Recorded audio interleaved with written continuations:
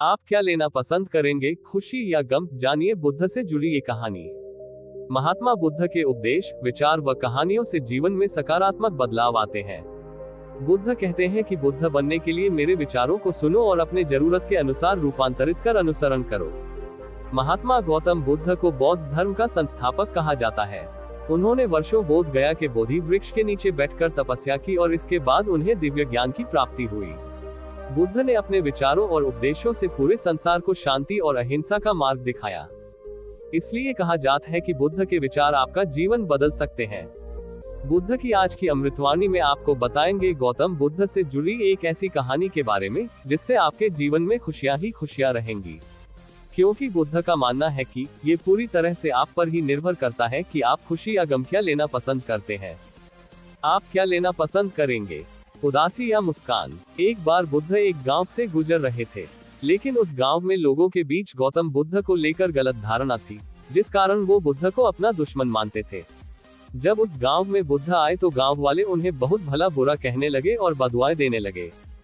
लेकिन इसके बावजूद भी बुद्ध गांव वालों की बात शांति से और मुस्कुरा कर चुपचाप सुनते रहे। गांव वालों ने देखा कि उनकी बातों का बुद्ध पर कोई असर नहीं हो रहा है और वे विनम्रता से उनकी बातें सुन रहे हैं।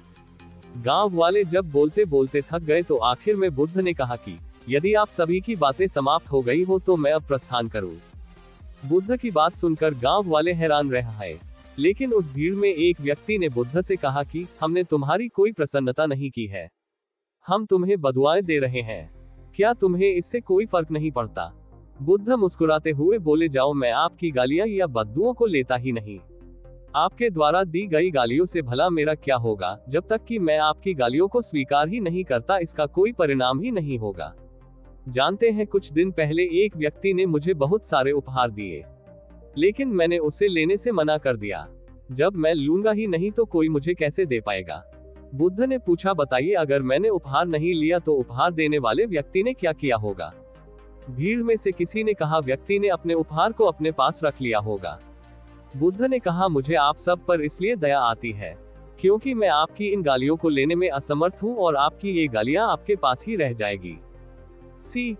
भगवान गौतम बुद्ध के जीवन से जुड़ी इस कहानी से यह सीख मिलती है कि हम अक्सर अपने दुखों का कारण दूसरों को समझते हैं, लेकिन असल में ये हम पर ही निर्भर करता है कि हम वास्तव में क्या लेना चाहते हैं, खुशी या गम, उदासी या मुस्कान।